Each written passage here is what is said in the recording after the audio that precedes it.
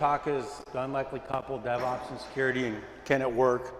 Some of the things that we're going to cover is why DevOps scares security so much, why security isn't always helpful to development, and how DevOps can actually help security be an integrated, important part of the development process.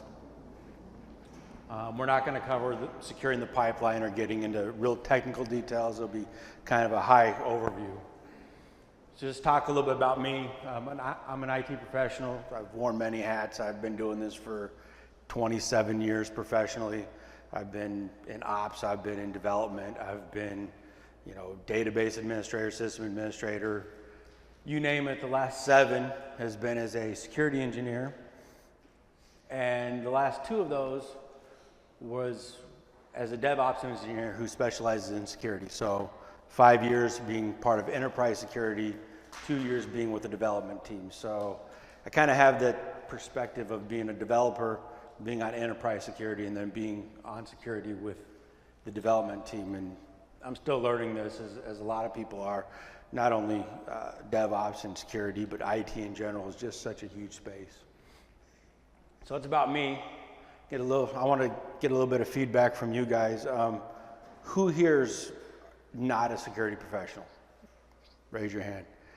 Okay, so keep your hands up if you are doing DevOps currently. All right. Who here's security professional? 3. And raise your hands if you are on a development team currently, or if you're okay. All right, so we'll kind of cover a little bit about all of it. DevOps scares security. Just flat out, it does. They're still trying to catch up. Security was scared when it was waterfall, because they're the ones that get in trouble when they have these big breaches. And now we want to go faster. And with Agile, it was going, we want to deploy once a week, once every 2 weeks. And that was bad enough. They couldn't keep up. Now you're talking about, we want to deploy a couple hundred times a day, and it freaks them out. So they're still trying to catch up on that, and they don't have a seat at the table, they feel, when it comes to these things. And they have a kind of a lack of insight into what the development team is doing. I know where I'm at. During the transition period, we just kind of went our own way, and we were developing and deploying. Eventually, enterprise security said, well, when are you going to let us test your applications? Like, well, I test them, and I give you reports. I do manual tests, but you can test them anytime you want. They're like, well, we have to test them before they go to production. It's like, all right, that's fine. We have 4 flagship applications. We deploy about 3 times a day.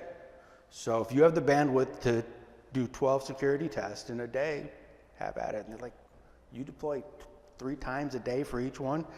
They just didn't understand how fast that is. And that's not fast for a typical DevOps company. I mean, we're still kind of going slow, and we're still doing things slow. But with security, with enterprise security, it's too fast. It doesn't allow for full security testing. There's no way every single release can be fully tested, can have that manual test, and that scares them. They don't like the fact that there's usually a lack of what they would call formal documentation of what the security test would be. They perceive that there's very much that there's a lack of accountability. That, wait, anybody can push to master and that goes through the pipeline and gets deployed? Well, yeah. They don't like that. They want change boards. They want, a lot of people to review this before it goes through, and they don't like that perceived lack of accountability. And those who are doing DevOps knows that that's quite the opposite. We do have people that are accountable, and it is logged very easily. The other thing that scares security about DevOps is, historically, even in waterfall models, non-functional security requirements were often ignored or deprioritized in favor of features. I mean, that's what we're trying to get to market. That's what we're trying to keep to our customers to keep competitive, is getting features. We also find that security, and they're not helping themselves in any ways, they're usually not very helpful to deployment, and I think isn't always helpful to deployment is probably the nicest way of putting it. They have very slow test cycles. You know, if you want to get a security test, especially from a traditional waterfall type thing, you're saying, well, we got to get you on the schedule, we're going to need a week of prep, we're going to need 2 weeks of testing, then you get a week where you get the results back, and then you have to remediate those, and then we got to go through the whole process again before we, and that's not going to work in this modern world. That can't happen. A lot of times their tests, there's too many false positives. They produce these reports that are meant to be interpreted by security professionals, and they just give them to developers and say, here, fix this. And there's too many false positives. I know when I was on the security team, on enterprise security team, I wrote just a simple web app to request something, and one of my peers had to test it. And they came back and said, well, you have SQL injection all over the place on here. So why? Well, the tool said so. Well, you have to prove it to me because I don't use a database at all. I don't use SQL at all. And I'm on their team. I can imagine how developers get so frustrated when you give them things. The tool said it, and the tool's saying it in a way that isn't speaking a developer's language. No wonder developers get frustrated and say, well, this isn't actionable. A lot of times they'll give you risk that say, and this is a high risk. Well, no, it's not, because you say it's a high risk because OWASP says it's a high risk, or NIST does, but they don't tailor it to your environment. And I think that they hurt themselves because they hurt their credibility when they do this. Reporting is, on results, just leave a lot to be desired. I've looked at and read, even as a security professional with my peers, just putting out bad reports. This cookie has to have a secure flag. Why? We're just going over port 80. It's part of a load balancer. It doesn't even belong to the development team. Why are you giving this to them? Stuff like that does not help at all. But enterprise security also, at that time, they try to dictate to development. This is what you're going to do. You have to fix this. You must do this. They're not trying to partner. They're not trying to guide you. They're saying, this is what you need to fix because this is what the tool said that it found. And like I said, a lot of times those are wrong. So what happens is security becomes this blocker instead of a partner with development. And there is a real lack of AppSec support coming from enterprise security. And they're trying to check their boxes, they're trying to do their job, but it isn't always very helpful. And complicating this relationship, there's these knowledge gaps on both sides. There's a lot that developers don't know about security. When you're a security professional and you try to show a developer, hey, we can do this, the developer's first response is, yeah, but who would ever do that? Well, I would. There's a lot of people who like to abuse the things. You want to build these beautiful things, and there's a lot of people intent on tearing them down. And security certainly has a lack of knowledge of what developers are doing or how they're trying to build their applications. A lot of times they don't speak the same language. You can get into a room with developers and security folks, and they're talking technical language, but it's like watching British English people talk to Americans. It's not the same English, and they don't talk the same language. Developers, a lot of times, because security sets up these roadblocks, they think that they know how to make secure because they do want to make their applications secure, but there's a lot of things that they don't take into consideration.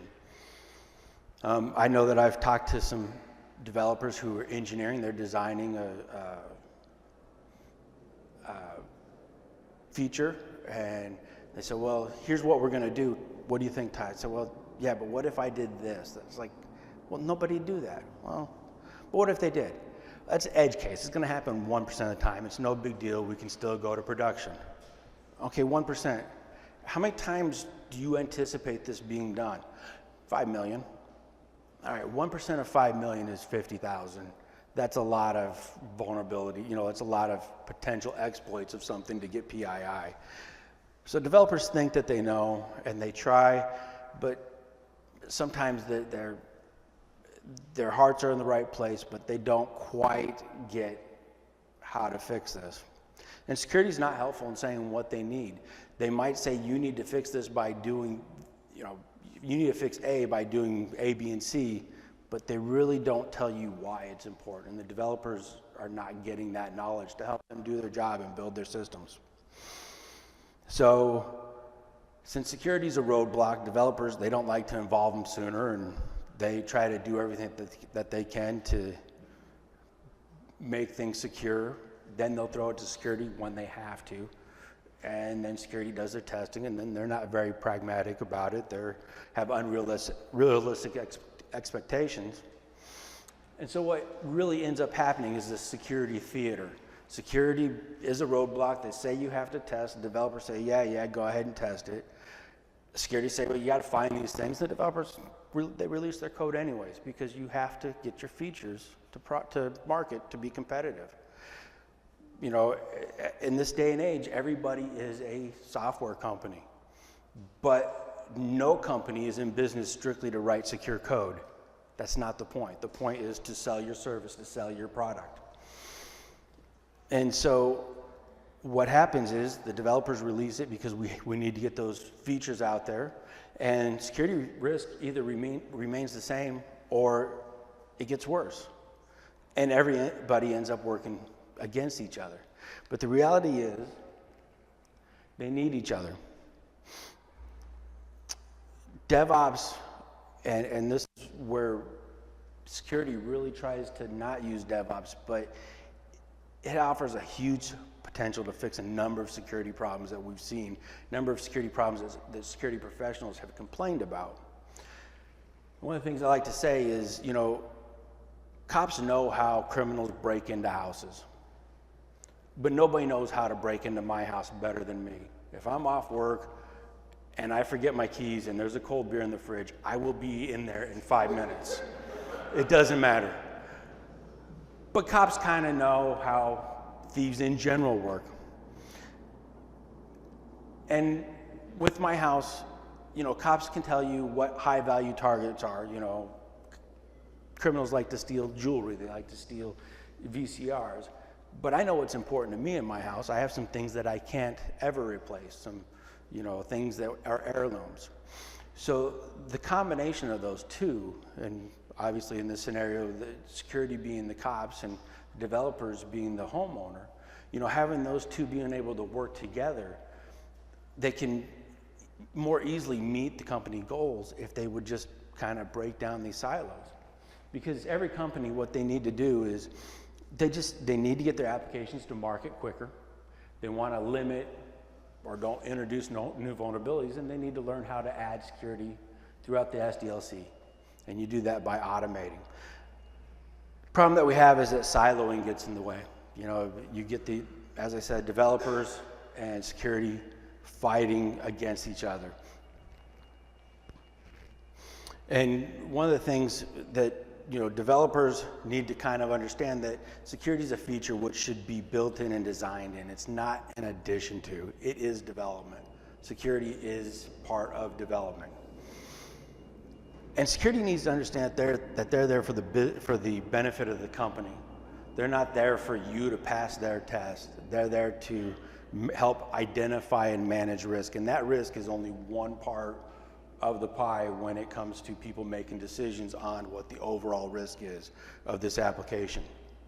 And the other thing that security needs to understand is business priorities and security priorities are not always the same. As a matter of fact, they're often very different. So how do we kind of fix these things, and how does DevOps kind of help us fix these things? Well, open communications. You know, we have to give security a seat at the table. And security, in turn, must be willing to work with developers and this needs to be done early and often. Security can't just sit there and go, oh yeah, that looks good with me, and then come back and test later and go, yeah, this sucks. They have to actually be a partner in helping to design these secure solutions. They have to empathize and build partnerships. Just as DevOps has had to learn to automate to get product to market quicker, security needs to do that too. I mean, there's no reason why security has to go, well, we have to go slow. No, you have to go fast. You have to keep up with everybody else. Security and compliance, it is important, but we still need to make sure that's built into our application that developers need to see. Educate, teaching core concepts. I think, especially as a security professional talking to developers, a lot of times it's more important, and enterprise security lacks this. And you say this is a vulnerability and I got to fix it, and maybe you tell me how, but you don't tell me why. And I need to know why so that I don't do it again. We need to automate when possible, and that's a good part of what we're going to look at. Security, just like developers, we have to go faster. Automation frees up time, but we have to make sure that we get this in the story queue and that we prioritize this so that we can free up that time and not have security be a roadblock. And then we need to make sure we don't go backwards. Oftentimes, DevOps, when it doesn't work in a company, it's because a lack of support outside of the organization that's employing DevOps. It's the rest of the company that's not supporting it. Security needs to be on board with this, and they need to help facilitate this, because this does help with a lot of security issues. We'll see some of those.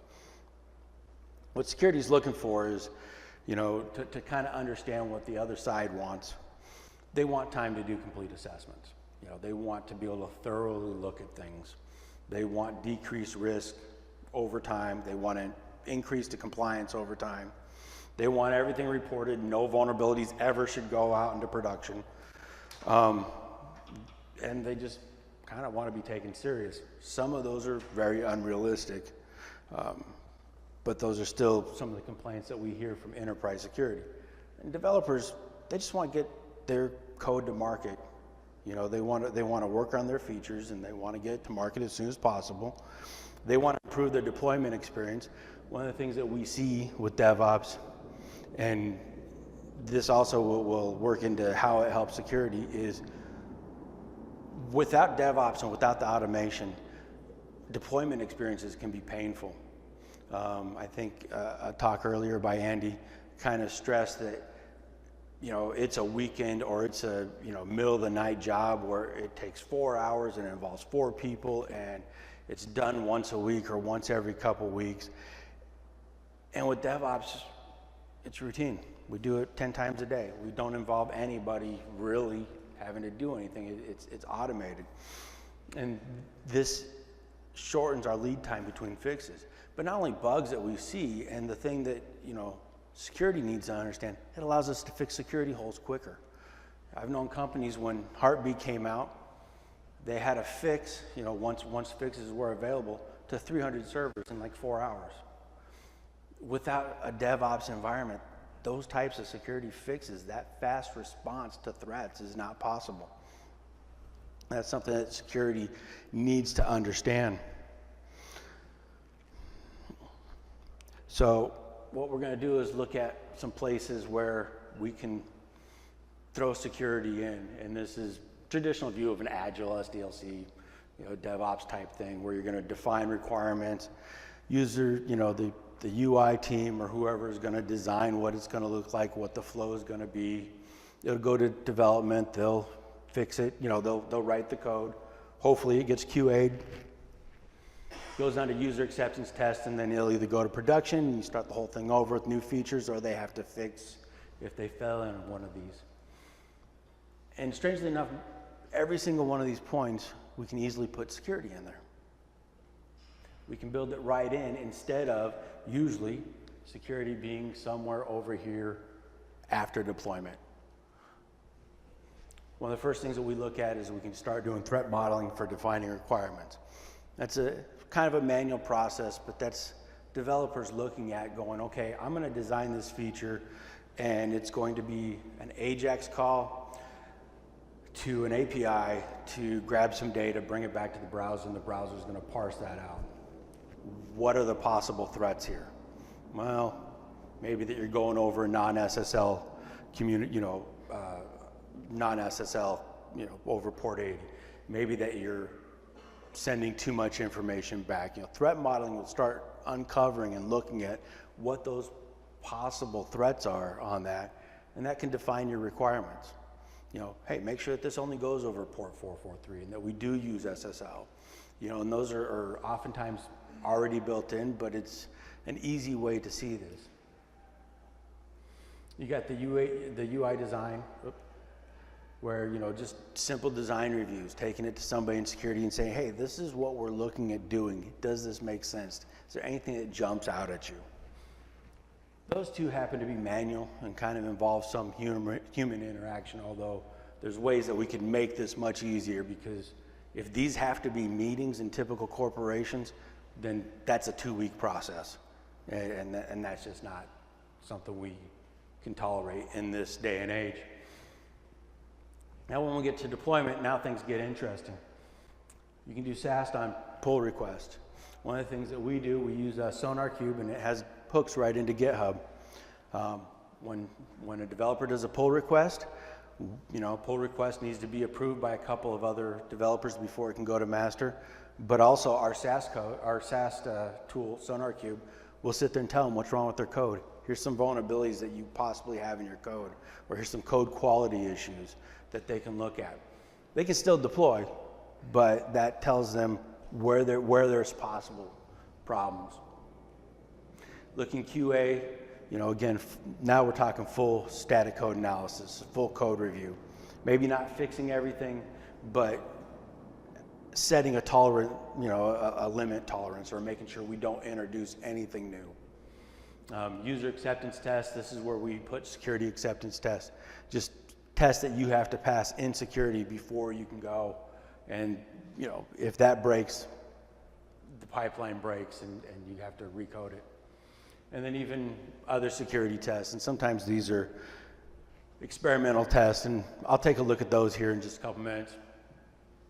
Over here in production, even doing some security testing in production, not dynamic nightly scans, because that'll screw up your stuff, but doing that in a lower environment, just to kind of catch things that maybe go beyond your security test. Come on.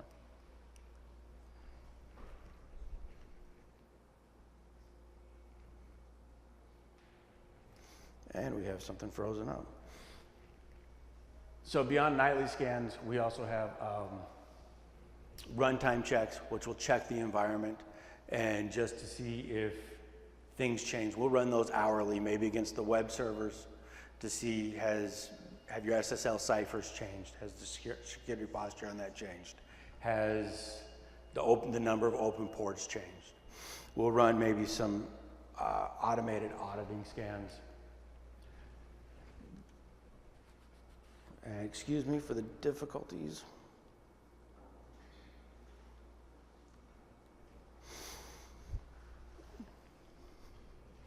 So what we'll do is also automate some, start with automating audits hourly, maybe going out and checking GitHub. Hey, do all your developers have 2-factor authentication? Or maybe checking AWS, what are the permissions on these buckets? Or, just starting small and seeing, has things changed from hour to hour? Has somebody gone in and made a change that you didn't anticipate, that shouldn't have been there?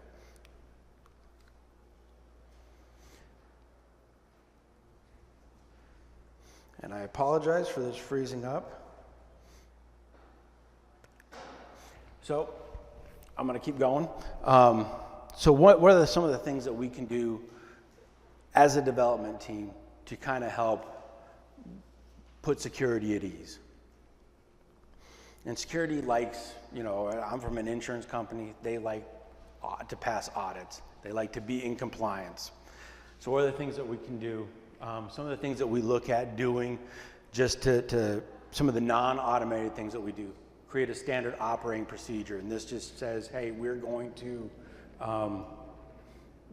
run security test as our acceptance test. And these, you will find these tests, the code is in GitHub. And that becomes your audit trail a lot of times. You point out to auditors, yeah, we do have a written policy. Yes, we do have an audit trail of what tests we've defined while they're there, why we do them. You can put pull request on those and just, have GitHub handle a lot of that. You write that into your SOP, it satisfies auditors to a good degree. Same thing with your nightly scans, your dynamic scans.